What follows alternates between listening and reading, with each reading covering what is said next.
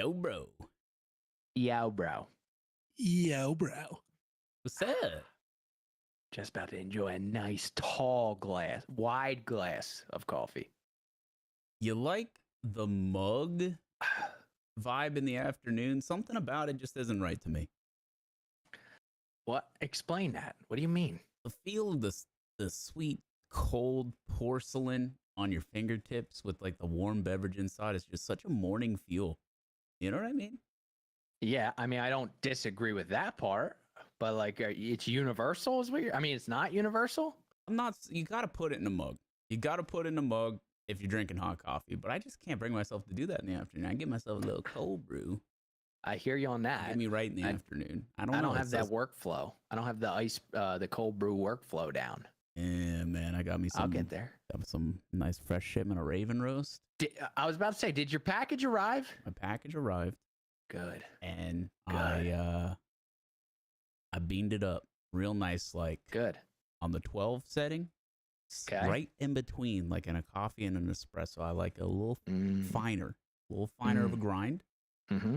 I find that it really makes the best jet fuel, you know, put some hair on your back kind of coffee. That's where the hair's going. For sure. Bro, I don't have any hair on my back. I'm trying to get there, man. I'm a dad now. You know, I feel like I got plenty to a rite give of you. passage. Oh gosh, dude, it's all over the place. And you know, I just got my hair real quick before we really get into it. Just got my hair cut the other day. Yeah. I saw a lot of gray falling down. I got a couple. I catch a couple here and there, not necessarily in my hair. I have a couple in my beard. Yeah, that's where it was. Yeah, I think that's where it starts. Anyway, before we get into it, Abe, how you doing? Doing good. I got a haircut the other day too. And I also have some gray in there. Dominic, I had a meeting this morning. All three of us, fresh haircuts is nice. Yep. Just felt right.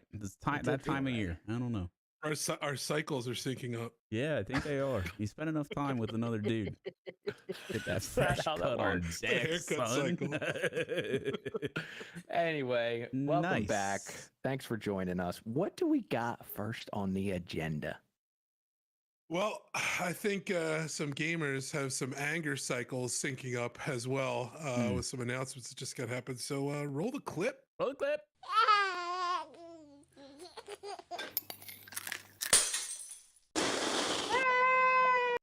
See, that dude does not like hot coffee in the afternoon. He doesn't. Not even a little. It's not right. What do we got? All right. Well, this one makes me a little sad because it happens to be with one of my favorite platforms, and that is Discord. It's a lovely platform, one that we're using at this very moment to help do this podcast. And Discord has long been a staunch champion of the anti-advertisement realm. They really didn't want to put any ads into the platform to disrupt the experience of their users and their free experience. But that is changing, and I actually double-checked because I wanted to make sure this wasn't posted on April 1st, and it wasn't. But Discord has reversed that stance and is now introducing ads in the form of what they're calling quests. Okay. Well, I mean, dude, it is a free program. It is the craziest amount of free real estate you can get on the internet right now, as far as tools are concerned, to spend time, social time with friends via voice, via video, via screen share. It's kind of insane, and I think that at the very least they have done their due diligence in the realm of provide value before the ask. I also think that their original model for monetization was probably a little romantic, in the sense of like, people are going to get Discord Nitro for this and that feature, but they were almost like too diligent in providing a good experience to everyone regardless, so it never really felt worth purchasing those Nitro features. Then you had like this server boost thing, right? You can use your Nitro to provide a server boost, but it's not something that I ever necessarily saw. Maybe it's more popular in other places. I'm a grandfathered Discord partner, right, from their very first set of Discord partners. It's no longer a thing. They don't have a partner program, but I get to maintain like a permanent partner status for my Discord because it survived the round of cuts, which is when they went through and departnered a lot of people that they started with because they weren't reaching certain like traffic metrics. So shout out the Markstrom community for being active on our Discord, maintaining that long enough for us to just have a nice Discord forever. So I'm pretty pumped about that. But the Markstrom Discord is bussin'. It do be bussin'. Discord.gg/Markstrom, by the way. Nice little vanity URL they hook up to everybody with. Bada bing, bada boom. Fire memes too. Fire memes in the Markstrom Discord. Just saying. Most certainly. My question really is, how intrusive will these ads be, and how do the quests work, Gabe? So the way it's been described, and I've been I think they did a very light test of this with some things in Fortnite, I believe, and that's something I haven't experienced because I haven't dove into that game in a very long time. But you can apparently hide the experience entirely within the settings. So if you dig in deep enough, you could turn off the quest. And the idea is that it allows video game creators to create incentives to do certain actions within a game while your friends are watching you through streaming on Discord. So the example that I kind of was able to talk about is essentially like, build, I don't know if this was exactly, but build 2 structures in Fortnite during a match or something like that, right? And then you do that with people watching you, you achieve the objective or the quest, right? And then that also gives you incentives in the form of like gifts and things in the Nitro shop. Was my understanding. How is it an ad then? A, how do they track it? And B, how is it? What are they advertising? I don't really. So the game companies themselves are creating these quests to drive people into playing their games. Then it's an ad and for then Fortnite. Streaming it to others. Correct. So Fortnite essentially is paying to create the quest within the quest space within Discord, and then you would then stream yourself doing said quest, and that's their form. Is it of an all advert. AI based for like looking at your video? Like I don't. How are they tracking that? That wasn't really.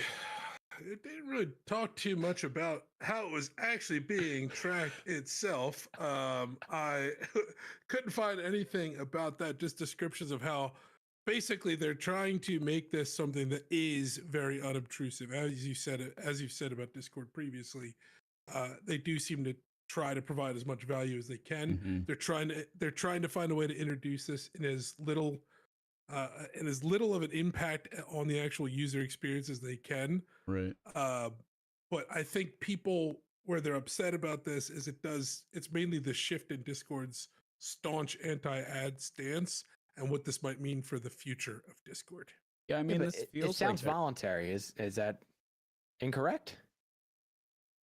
In its current form, I believe it is quite voluntary. Yeah. You can turn it off in the settings. Okay. It doesn't look like anything's gonna be shoved in front of anyone's face, right? No. And, I did see that shop feature. They found an alternative revenue source, and at almost the exploitation of the gaming companies rather than the users, which is a win, you know. And when we were talking about the value for Discord, you were talking about your friends and meeting up with them and playing with them, but literally you can build your community on Discord.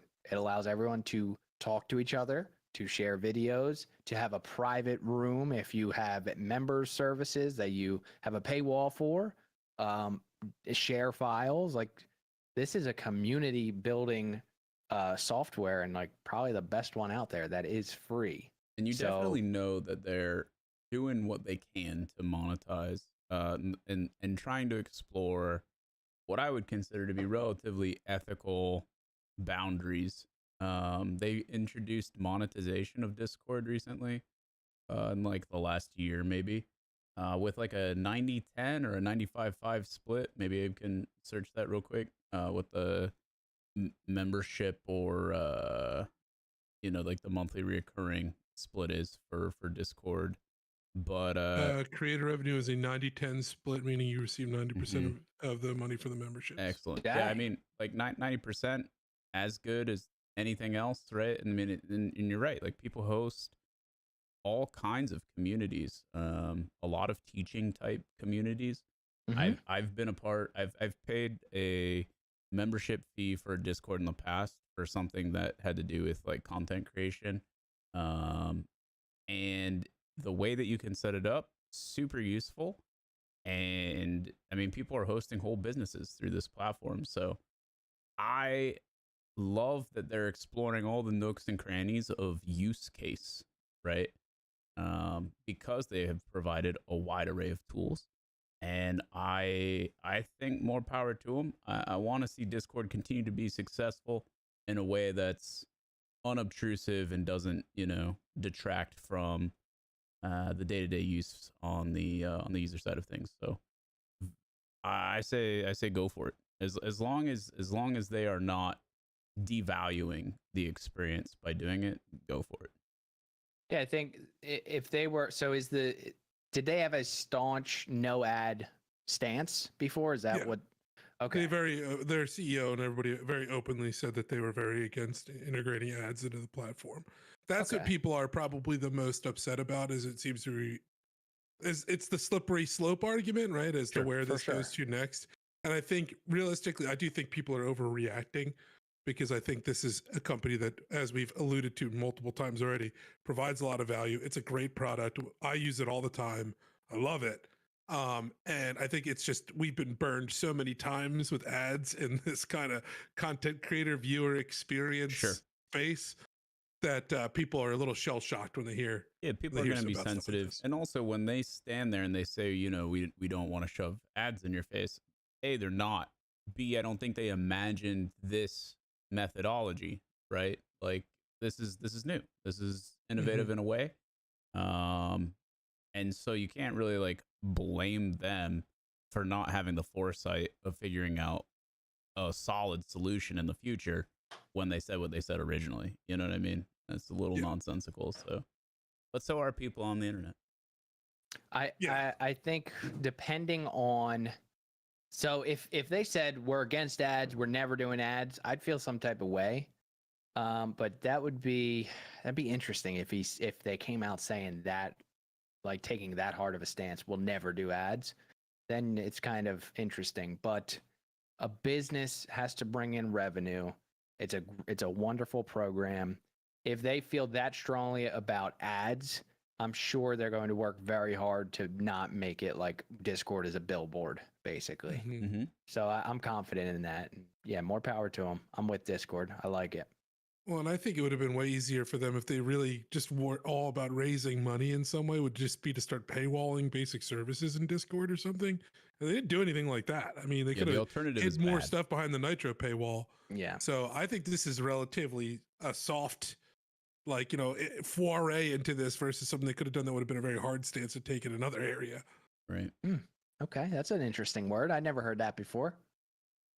I'm trying to expand my vocabulary, Okay. A word of the day. Good stuff. Foray. Don't ask me to spell it. All right. Well, I'm excited to see the evolution of Discord and where this goes. All right. What else we got? I got two quick clips that I kind of found that I thought were really interesting that I wanted to share with both of you. Okay. The first one here is, and I've been trying so hard to get the actual name of the mod. Right now, it's called the Point of View Photorealistic Motorbike Ride mod, and it's for Cyberpunk 2077. Say what you want with this game aside, and I'm going to pull the clip over here. Title. Yeah. This mod and what they're able to do, I'm guessing I believe the game was built in Unreal, and this seems like it would be using Unreal Engine to do all this, but it's remarkable how realistic this looks. And let me just get the sound on and I'll play it. This is not real. This is game footage. You're looking at it right now. Yes. Okay. Let me know if this is too loud. I'll turn it down. The reflections are beautiful. The light. I mean, obviously they could change this, and it's all about style. But the light is a bit like studio-like, as opposed to being outside. Yeah. But the reflections are beautiful. The shadows are beautiful. Starts driving. It's like insane. So for clarity, also for the listeners, Cyberpunk runs Red engine. It's CD Projekt Red, so they have their own like proprietary engine that they work with, so. Which looks really good. This is absolutely insane. The least realistic thing about this, in my opinion, is the rocks. Like the hands and the bike look so real. The rocks are the only thing that I think do not look real. This is crazy, dude. Yeah, that's pretty insane. I mean, this looks like GoPro footage from the top of a motorcycle rider just going out onto the street in the city, kind of moving between like rural and city vibes here. Very interesting. Holy crap, dude. He's looking around and panning left, right, weaving in and out of traffic, and it's like kind of terrifying to even just like watch. Like it looks realistic enough for me to like pucker a little bit when he's like going in between cars and stuff at that kind of speed. Monka, you know what I mean? So wow, this one blew my mind when I first saw the clip, just because I was like, wow, games are starting to really blur the line between reality and video game, aren't they? Yeah, pretty nuts. Absolutely insane. Well, what do you? So this is a Cyberpunk mod. Yeah, correct. I didn't know they had this kind of environment and stuff in Cyberpunk. I thought it was all in the city. So is this like? There's a whole like desert people arc that you can get into depending on what choices and stuff you take. Okay. It's like a band of roaming people that go between cities. So there's a whole arc like that you can delve into in the story. I believe that's where a lot of this Tusken stuff comes Raiders. from. This is crazy, dude. But wasn't there an issue with Cyberpunk where it was like barely rendering things? Yeah, it was probably the most rushed, incomplete, most broken, buggy game to release in the history of gaming. Just because of the schedule, it literally wasn't ready at all. Like there was a bunch of internal stuff that leaked after the fact. And they also had their entire code leaked to the internet because people were mad about the state of it. And so, yeah, a ton of like internal personal stuff came out as a result of that. Very, very frustrating. They have come out with basically like a second iteration of the game when they came out with Phantom Liberty, which is the DLC that released maybe like 6-ish months ago. I did play when that came out, and my experience specifically was terrible. The performance was really bad. The frame rate was really bad. There was no way to, even on my monster PC, there was no way to really like negotiate a happy middle ground between it looking nice and running well, or at a meaningful frame rate. And I also experienced tons of bugs with the AI and having floating people and just not. It was incredibly immersion breaking, and yeah, just an overall terrible experience. I know that's not everyone's experience post fix, but I guess one of the lucky ones. So I think so. It's not something that I could personally recommend, but I have friends that played and enjoyed the game, so it could go either way. Kind of a coin flip on that. And now they hit you with these graphics, which are, I mean, these are absolutely insane. So aside from the bugs and all that, I can't speak on that. This is absolutely insane. Their engine capabilities visually are wild. So congratulations to them on that, because that is gigantic. I guess the real question for me is that a pre-render, Is there any sort of like live content existing there? Probably not. Not at that quality. Probably not. So it's not like you could boot up and play it live and have it look like that. So something to keep in mind. Yes, but that is something to keep in mind. But just on the level of quality being able to be recorded, the limits, brother. Still wild. Yep. Still wild. So good for them. And we'll see if it comes out real time. We'll have to see. All right, what else we got, dude? All right, so this one, I guess we could say staying on the realism train, but not really. There was a new boss that was introduced into Escape from Tarkov. Okay. And this boss, I'll show you this clip that someone generated from a brief limited event. Brief limited event. Okay, it is now there over. You go. The thing with this though too is that this is a game once again where it's a military simulation game. It's hyped for its hyper realism, and it's, that's why there's these problems that exist in the game, and that's what Nikita's vision is. And then you get something like this that just makes you wonder what that even means. And I'll share this with you now. So this is a group of about 8 players, I think, attempting to fight the boss during the event. Okay. All right, boys. All right, so they are under a bridge, just loading this guy up with bullets. He's not dying. Why is he not dying? They're loading this guy up. I have some context here, but we can watch the clip first. Dude, they're painting the car red with his blood, and this guy's not dying. He's just alive. Jesus. Okay. Is this guy supposed to not die? Like, is that on purpose? No. No, okay. Bro. How's he shooting so fast? What is this? So I'll end the clip there and let Mark give us context. Yeah, so this was like him arriving is the positive outcome of completing the event in a way that like you're meant to. You're supposed to light a bonfire and then I think like protect it for a certain period of time. There are like cultist-like mobs that exist in the area and will move around it. And if you last a certain amount of time, then this it's almost like a spring Santa type character that has like forest vibes, shows up and is supposed to give you a reward. He's not meant to be killable, and you're not meant to like be hostile with him, which is why he does not die. But if you do attack him, he attacks you back. Okay. So it's all part of this like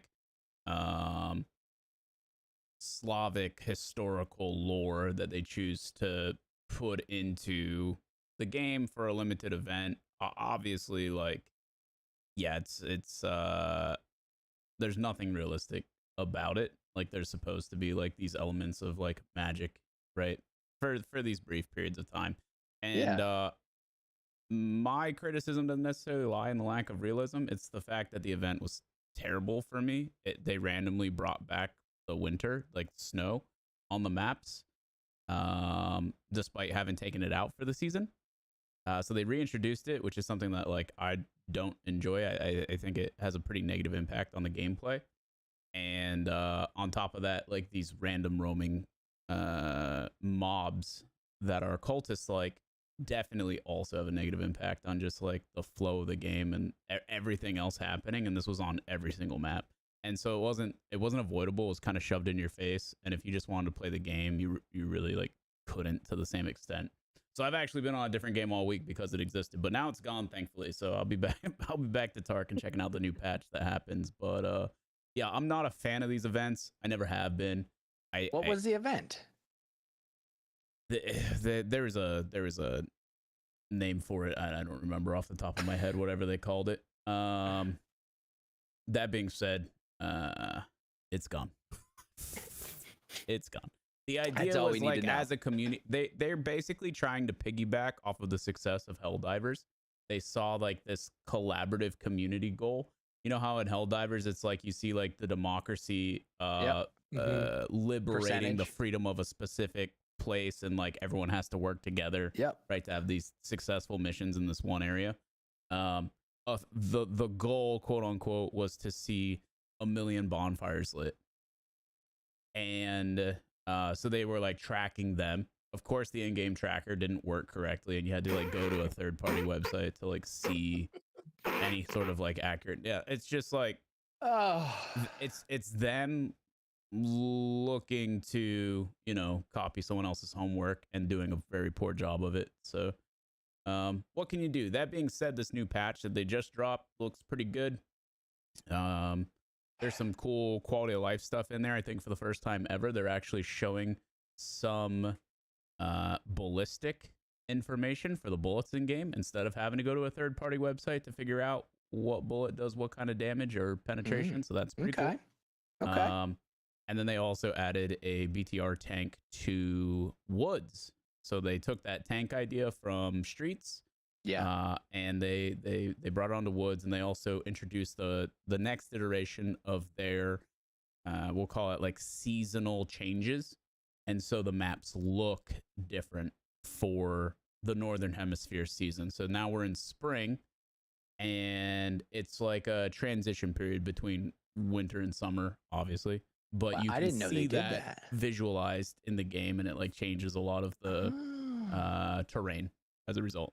That's pretty cool. I didn't know they did that. Yeah, that means it just started. So this, their first iteration of that was the snow this past season, which, like I didn't play a ton of the white when it first came out, so I didn't really see a lot of the snow. But even in my first like week or so back to Tarkov, I was ready for them to take it out. Oh gosh. Because again, like you have this game, it's built entirely around, foliage and on tons of maps and stuff. And when you just remove all of that and like all your character's camo is green, like there isn't a white camo in the game.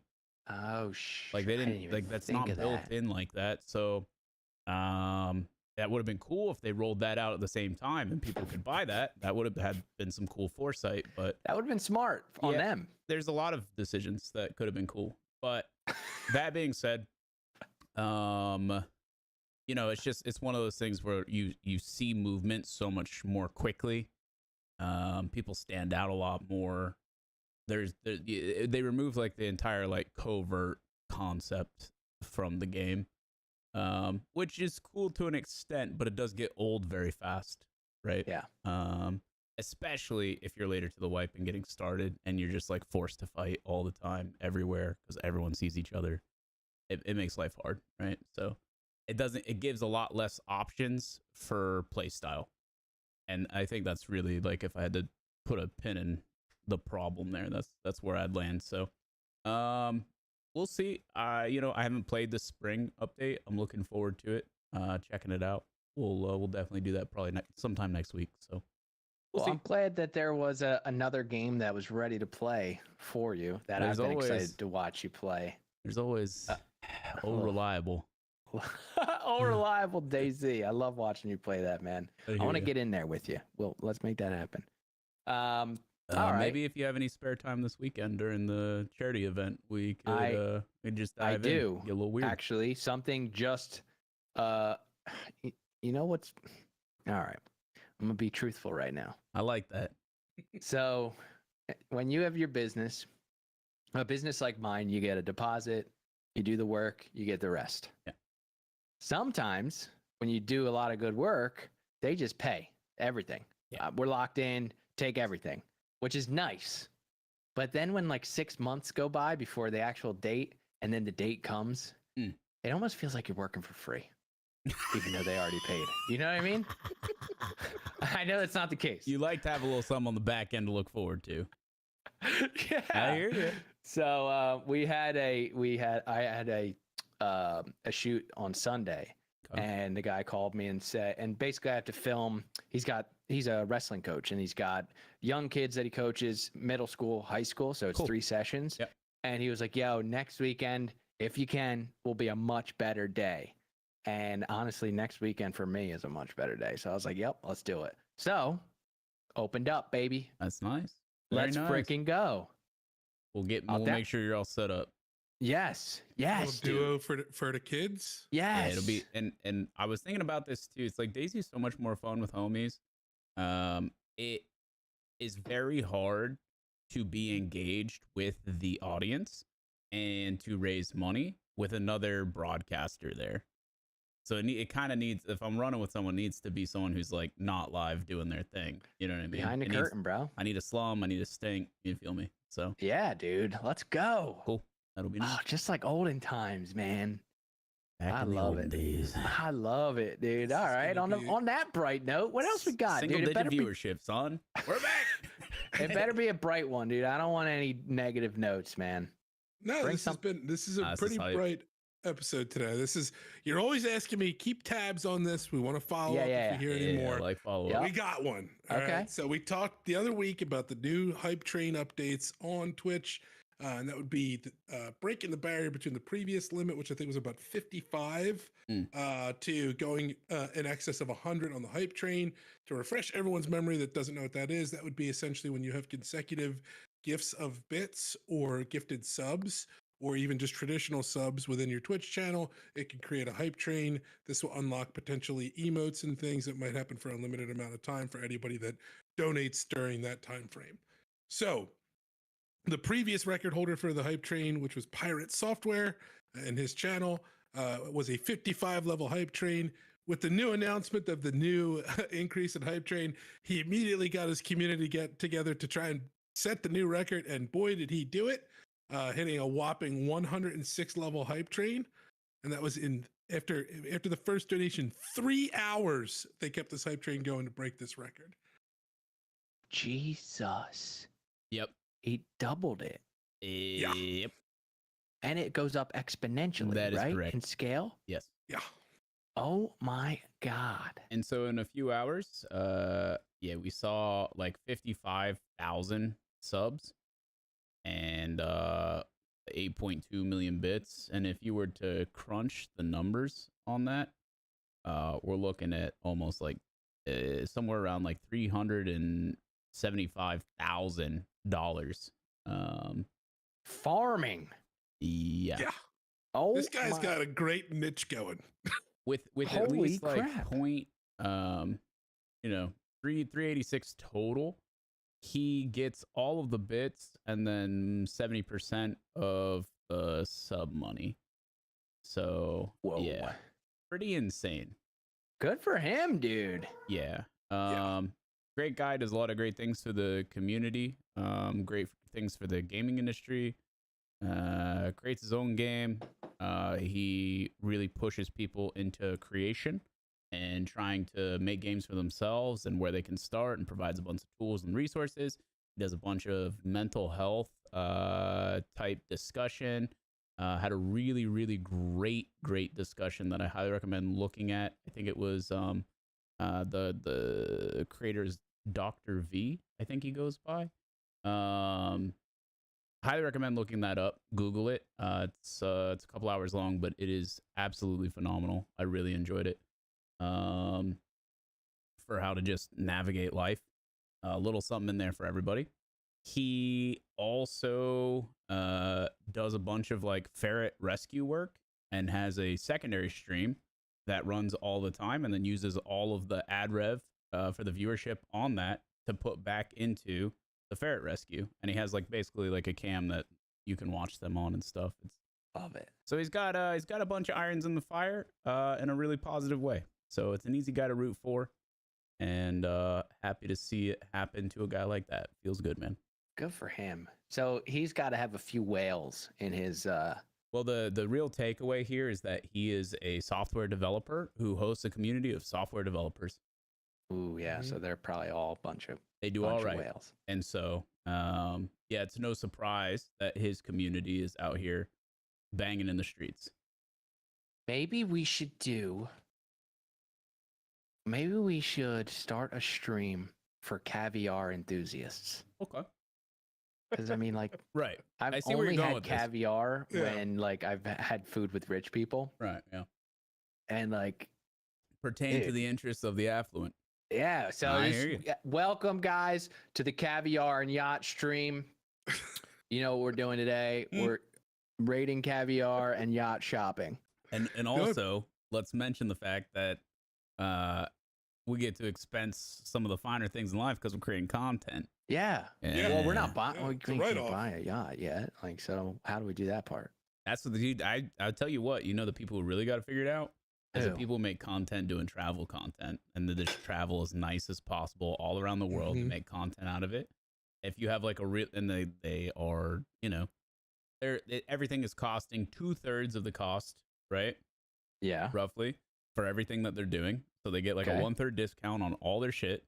And people are interested to see high-end travel because a lot of the times it's stuff that they'll never have the chance to partake in. And so I just watched this guy do like, he traveled to every continent first class through like the nicest, right? And dude, intercontinental first class is insane. And his videos did insane numbers. And so I guarantee that he got to do all of that and came out way on top. Yeah. It's pretty five-head, man. Not to mention that he did eat a lot of caviar. He did eat a lot of caviar during that Slum's video. on to something. Bro, here caviar is with the fire. caviar. Yeah, it's good. A little beluga. Have you? So I'm guessing intercontinental first class is not like American first class. No, it's not. No. It's not. You basically have your own mini apartment on a plane. Yeah. It's insane. I justified. You lay to down myself, in a bed. Oh man. You basically have Like a a private bathroom. It's I justified to myself going first class one time in American. Yeah. I mean, it was worth it. You think? Because, yeah, I mean, depending on the price difference and the length of flight, yeah, it was worth it because I always, I go like this with my arms, unfortunately. Unless like I can't, I won't encroach on someone. Right. But I'm this guy when I'm sleeping. I like leg room, so I'll either do the exit row, and if it's in the cards, I will do. I only did first class once, but I would do the first class. You get your meal, you get your booze, you get your space, in and out first. That's the biggest thing to me, dude. Because when I'm waiting with all the people at the gate, like to be part of the cattle, bro. You know how many times when they go, all right, we're boarding Group A, and I'm Group like Z, I just go in there, dude. And if they tell me that it's not me, oh, my bad.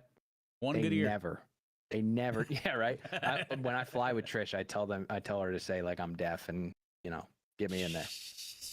I'm half deaf, dude. I know you are. I'm not lying. I've seen it with my own two eyes.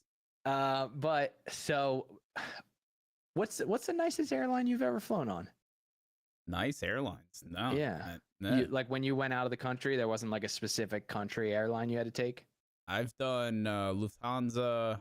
I've done what's the Russian one?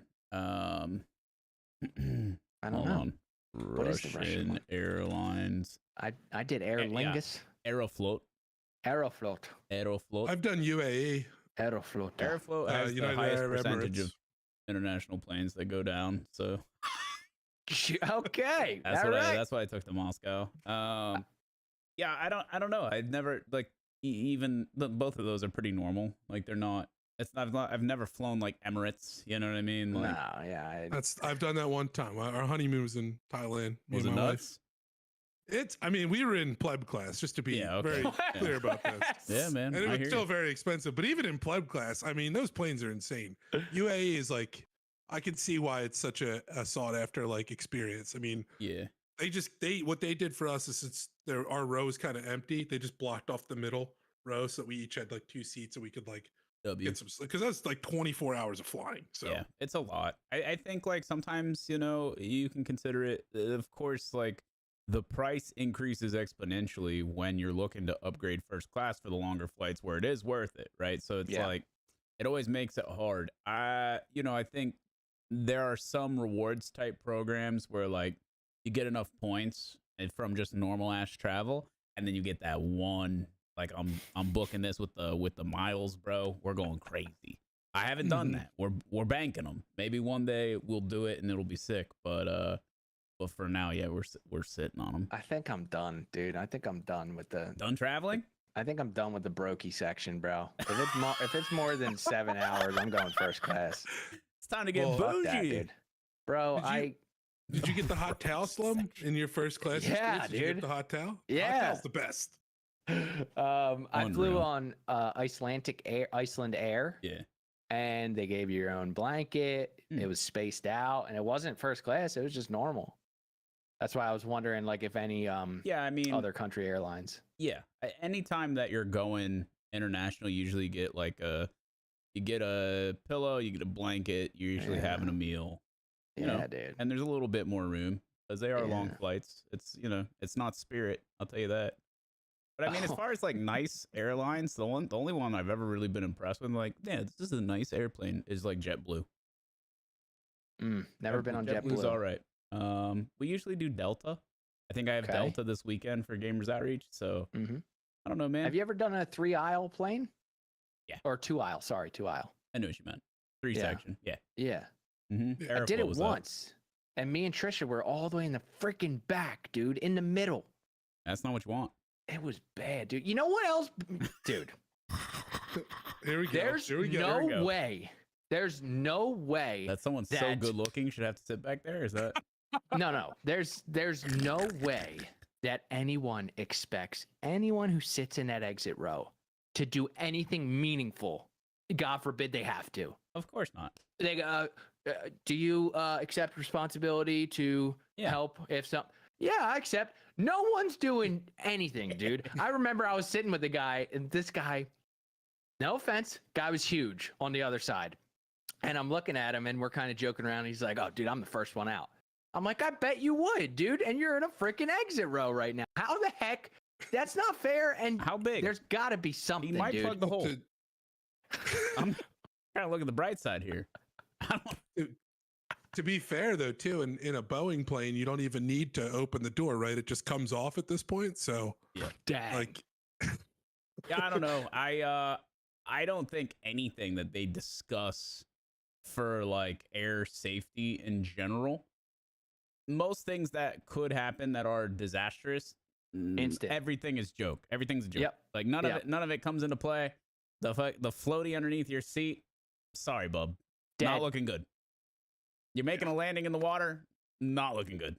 Bro, sometimes I think like you're in the plane and it starts filling up with water. Is this a traumatic dream you've had? How do you, like, if you're not close to a door? It's over, bro. you dead. I might have to murder. I'm kicking back. I might have to murder to I'm get not there. even trying to get out, bro. Drowning? Let it ride. Oh God, I'd rather. I'm gonna run into the smack back into a and drink mountain. as much of the champagne as I can and just pass out. Yeah. Abe gets it. I'm I trying to don't get find me it, a man. nice cold DC. I don't. You Life need to get the simple whole pleasures, can bro. too. Come on. I'm taking the whole can. None You of that damn right. half can I ain't bullshit. pouring it out. No shot, dude. Lips I don't on know, metal, man. baby. You ever, when you watch James Bond, you know how they have that cyanide pill in their tooth, Yeah. and you can bite it, and it's supposed to kill you. Oh yeah. But that one James Bond villain didn't kill him, and it just ate half his face. I think I might get one of those implanted just in case. Because, dude, I don't But the know. way That might you be eat, more I painful. feel like that's mad dangerous for you. That is mad dangerous. Maybe it's got to be somewhere else. Where could you put it? I could think of a few places. Listen, I'm telling you, you just got to do it. Get in there, and it'll be quick. I promise. It's like, why can't you reach it yourself, dude? I didn't make it that way. I feel like that's a lot of by planning design. to do for just in case your plane crashes and you don't die when it hits the water too. That's what you have to factor in here. It's like you have to literally crash in a plane and get trapped in the plane, not die on impact, and then drown. Some's just making Like- up random scenarios so you can boof a cyanide pill, dude. I don't know. But how did Sully? I feel like if you're doing a water landing, I mean, you got decent chances, right? But that was really close to takeoff or descent, right? In that scenario, like I think this it was wasn't like you takeoff. plummeted over the ocean or something. I will say the negativity of this what if is not on. This does not land on Abe's shoulders. For clarity, you may after You're right. requesting all positive things, you may have dragged us into an interesting spot here. Did I tell you about the time where I thought the plane was going down? Yeah, I've heard I this did? story Okay. multiple times. But All you right, should I'll tell tell the the- I'll viewers tell the because it's podcast. hilarious. Yeah. Well, all right. I was gonna say I'll tell them later, but I'll tell them now. So, in a previous life, I used to eat edibles with a certain thing in there that makes you feel good sometimes. So I ate one about 40 minutes before plane takes off. Veteran And move. this was, I was going to meet Markstrom at a convention. Yep. As soon as I eat one, I get a call. I call the hotel that I'm supposed to land at, and they're like, "We don't have your booking." So then I start getting paranoid. I look into the email, and the people I booked from is like the URL literally had scam in the name. It literally was like Scams or Us or something. Not that crazy, but it literally had the word scam in it. And I was like, did I just get scammed for my tickets? So I couldn't get a hold of anyone to figure it out. I was about to plane, so I'm all like paranoid already. I get on the plane. We take off, and this plane is super noisy, dude. It's so loud. And I'm like, this is not right. I'm freaking out. I'm paranoid. I'm connecting too many dots that are not supposed to be connected. There was another thing that also happened that I'm not going to say on this podcast because of a lot of things, but I'm not going to say it. Just know that it was one thing after another. I just kept getting paranoid. Turns out when you sit next to the engine, it's loud on a plane. I didn't know that, dude.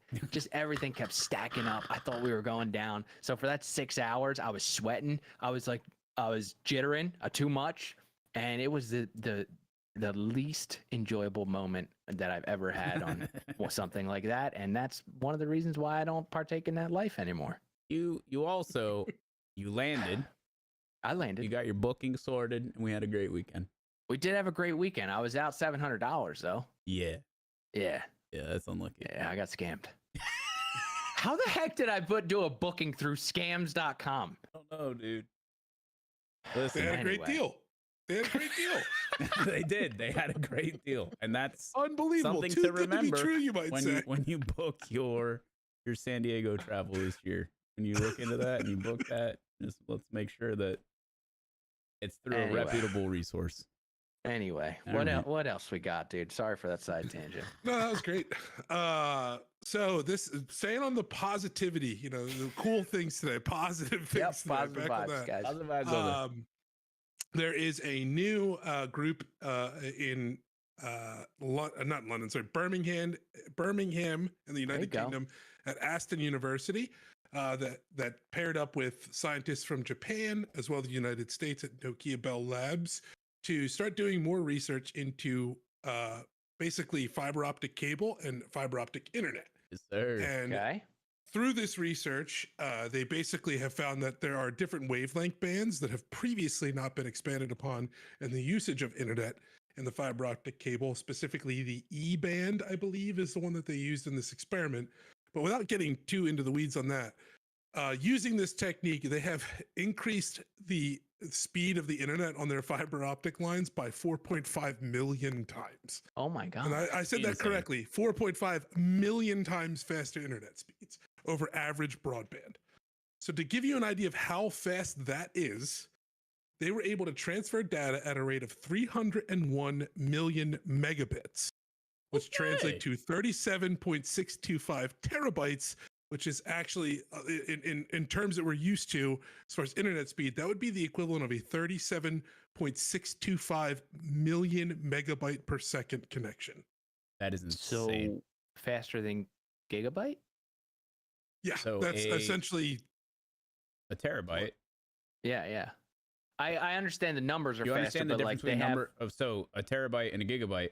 We're looking at 37.6 terabytes.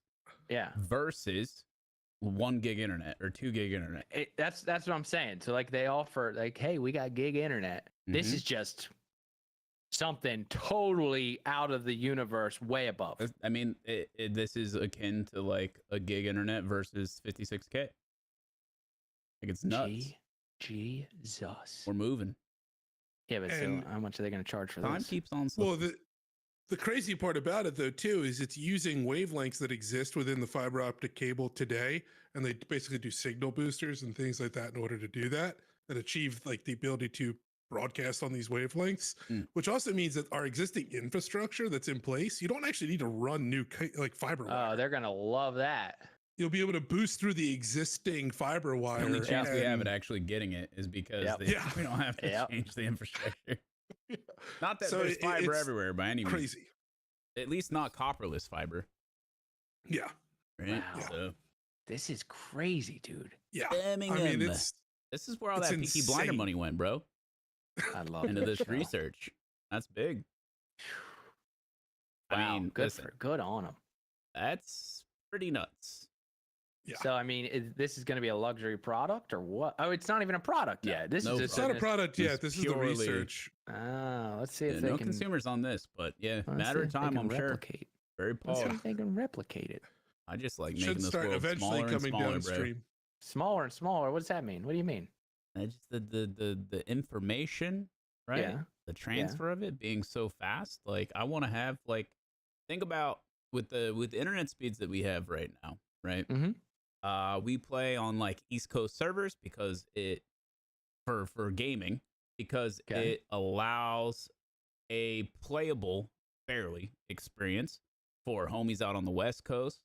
You know what I'm saying? Like Big Pine Daddy and homies in the EU, right? And because it's the middle-ish. Sure. And so when we do community type stuff for an international audience, we're pretty limited in that regard, right? Like this, it has to be here, blah, blah, blah. And even then, it's 100+ ping.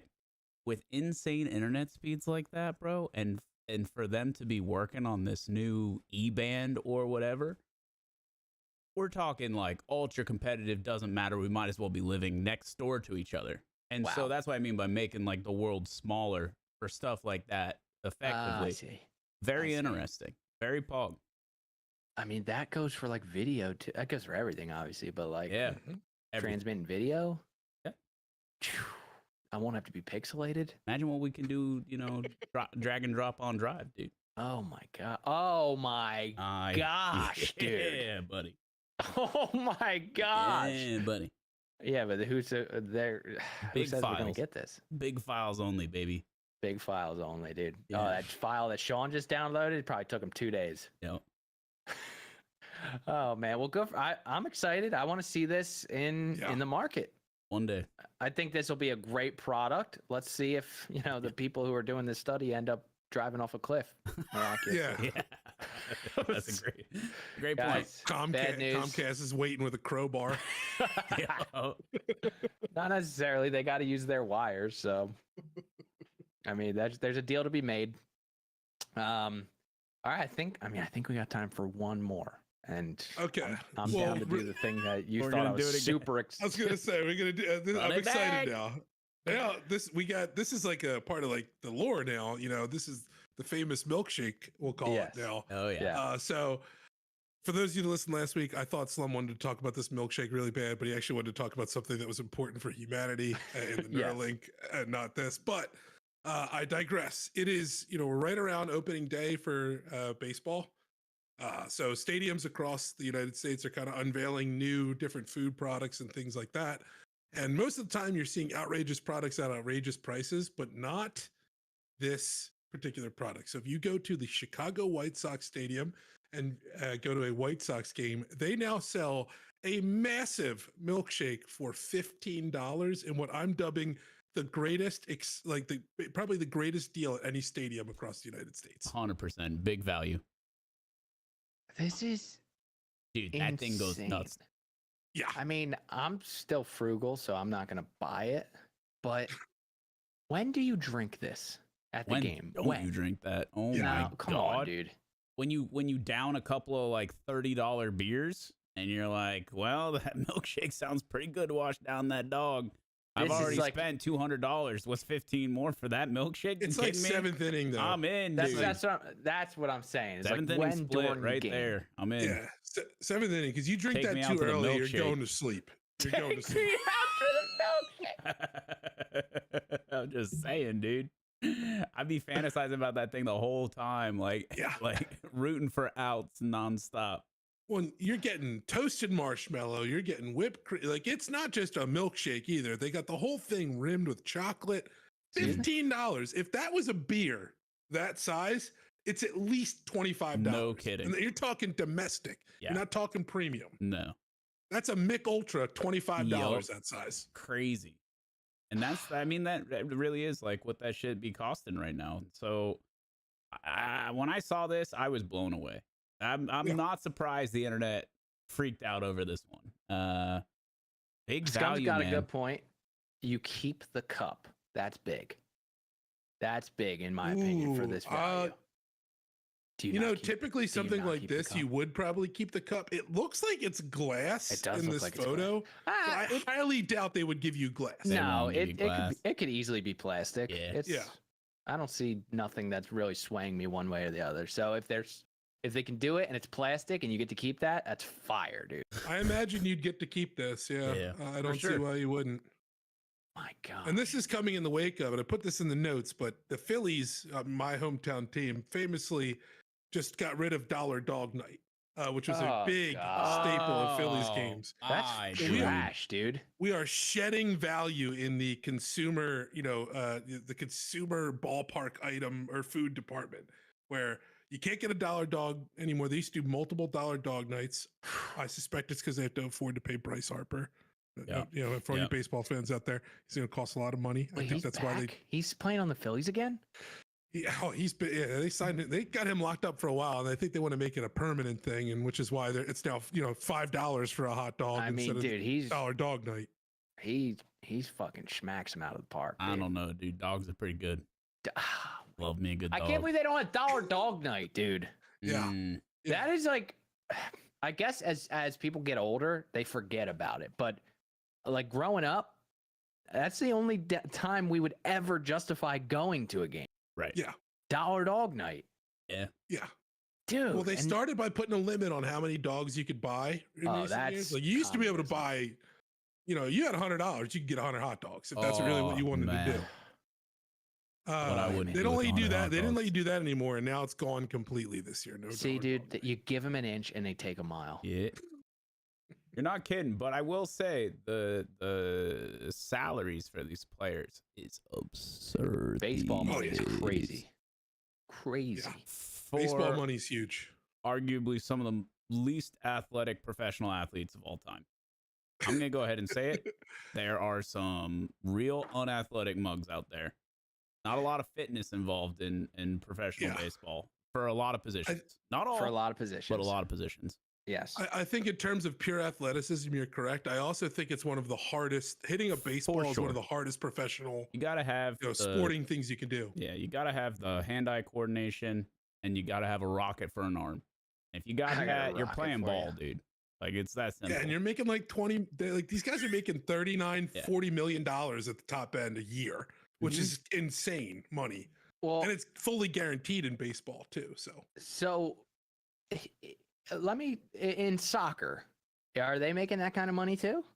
Depends where. I think some of the top guys are, because I would assume that they can afford to pay people because of the money your team is bringing in, and that's almost directly related to the amount of the viewership, people watching fandom. Yeah. So if soccer is the biggest sport in the world, I mean, I feel like they're banging for sure.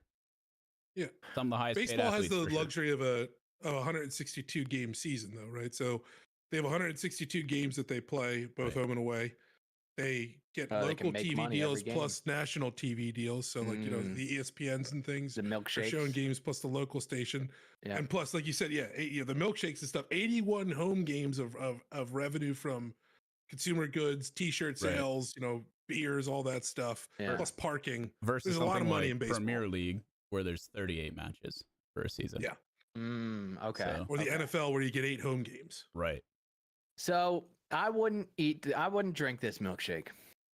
No. Is there liquor in it or is it just straight milkshake? Ew. I think it's just milkshake. I'm not trying to mix like sugar and alcohol like that. That'll make me sick every time, dude. Yeah, you're probably right on that. Yeah. All right. So it's a milkshake. Chocolate, marshmallows, whipped cream, amazing. $15. You know what would go good with that? I'm just fantasizing now. Dollar hot dog for sure. Yeah. What? Bro, you throw a banana in there. Ooh, okay. There's a whole banana right in the side, dude. Dude. I think it's a good idea. Yeah, man. Banana. I think this is crazy for me to say, and me and Markson were talking about this the other day, but this is a decent value in the scheme and the scope of things to buy at a sporting event. I think it's great value in that context for sure. I do too. Context. In that context. Too. And you're definitely if you're definitely keeping that mug too. I'm not driving down the street hitting up a milkshake like a drive-through and getting a $50 milkshake. That's that's not happening. No way. And it looks like they toast the marshmallows. They got a blowtorch back there. I'm not a big shake guy. Like the only shake that I'll drink is a cookies and cream from Chick-fil-A. Shout out Chick-fil-A. Quick service, baby. Quick service. They have good ice cream. Who? Chick-fil-A? Chick-fil-A has good ice cream. Yeah, and they keep their machine on. Like you go to McDonald's, it's broken. Always a heater if they're actually serving the ice cream. They serve it, dude. That's good. They serve it, and they put if your name's on that ice cream machine, clean duty at night, you freaking hate it, but you keep it on, and then when 2 hours before close comes, you shut one half off. We're doing one half only. We might be a little slower, guys, but I gotta clean the first half. I'll get to the second half at 10 o'clock. But that thing is running until close. You know what? You know what I'd like to look into, Abe? There was a class action for McDonald's against them not ever serving the milkshake machine. I'm trying to get an update on what happened with that at some point. Wait, that's not I'll do real. an expose. Oh yeah. Yeah, there was I remember that. That was a real lawsuit. I do remember. Yeah, real lawsuit because they were schmazing, bro. And on top of that, like, and then they in turn, I think, were trying to blame the manufacturer of the machines and that they were faulty at their core. Very interesting stuff. I'd like to hear the inner machinations of that one. Very interesting. I mean, we'll have to do a little bit of an expose. These are the things that impact our lives. You know what I mean? We might not ever be around to see that like 38.7 terabyte internet, but by the time it reaches the consumer. But man, I'll be damned. I'm probably gonna get shut down by McDonald's for ice cream like another 120 times in my life, dude. So yeah, you're right. We got to take the wins. Yeah, gotta take the wins. I'd be surprised. I would like to hear about this in a future episode because I don't know what grounds people would be able to sue them. We gotta look into it. I don't know either. I'm not well versed in milkshake law though, to be honest with you. Bird law, different Bird law, I got it all day. Yeah, different story. Oh, well, boys, that was a wonderful conversation. Indeed. Markstrom, what's going on in your life? Oh, big things this weekend. Big things this week. Things. What do you got? So, as many of you know, and if you don't, listen up. We got Gamers Outreach this weekend. Gamers for Giving 2024, bringing gaming to kids in hospitals, raising money to build go-karts, which are mobile gaming units that they wheel in and out of children's hospital rooms to help them cope with the therapy and the long stays that they have to endure, give them a sense of normalcy, looking good, feeling good, take their mind off things. Very, very important cause to myself and the rest of our community. Over at twitch.tv/Markstrom, we will be live from a massive LAN center raising money for this cause this weekend, April 6th and 7th. And it's going to be an excellent time. So tune in, check it out. There will be links posted. There will also be a link in the description of this video. That's a good idea. If you would like to check it out, learn more about the cause, or potentially donate to the cause, I would appreciate it incredibly. If you cannot afford to do so, share it with your friends and family. We'd really appreciate it. It is truly an excellent cause, ran by a wonderful organization on which I sit on the board of advisors. And I've come to that's come to be very near and dear to my heart over the last many years now, and I'm very excited to see what we can do. Our community is quickly approaching $250,000 raised as a community, which would be a phenomenal milestone. So we're hoping to hit that this weekend, and we'd love your help if you can manage. So that's what I got going on. $250,000, dude. $250,000. God, that's nice. Good for you. Good for us. That's going to be exciting. Good for the kids. Love it. Abe, how about you, dude? First off, I just want to give a shout out to everyone in Mark's community that has already donated. Mark opened up some of the donations early for those that can't make it for this weekend. They've already donated enough to get over one of the carts, donated, I think like almost $4,000 in one day. Almost five.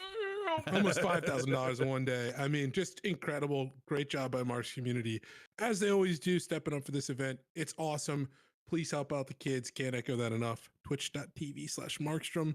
That's where you can catch all that. And catch me too. I'll moderate it, help it out. And even if you can't donate, stop by, hang out, talk, communicate, share it with your friends. Just come by and be part of the event. Wow. That was amazing.